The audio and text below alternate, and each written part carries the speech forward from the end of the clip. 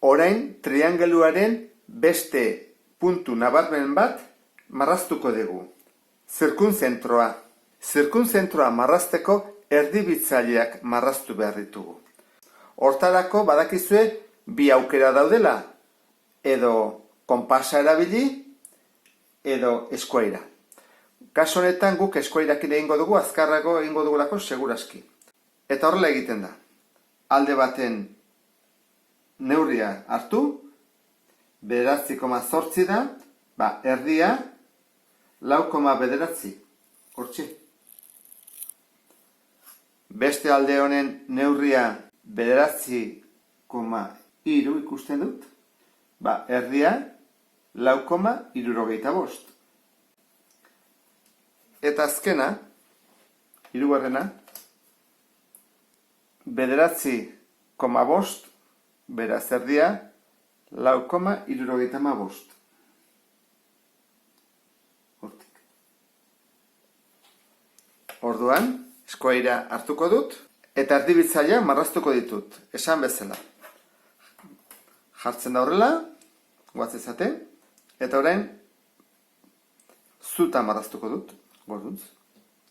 Zuta bat, goruntz. Berdin, honekin. Buelta emango dut.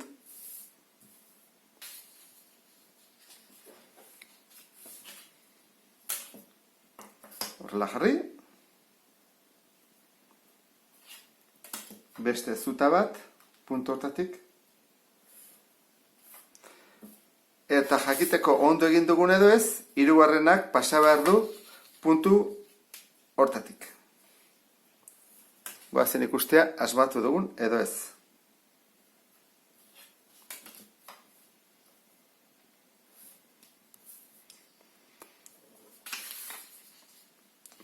Puntu honi O deituko diogu.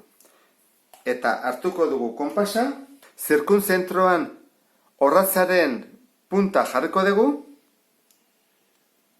eta orain, 3 erpinak sartuko ditugu zirkunferentzi berdinean.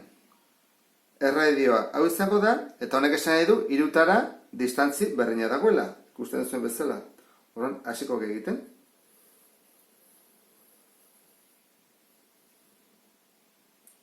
Eta horrela lortzen dugu zirkunzentroa. Gogoratu, 3 erpinak gelditzen dira zentro hontatik distantzi berdinara. Horregatik sartzen ditugu zirkunferentzi batean. Gero arte!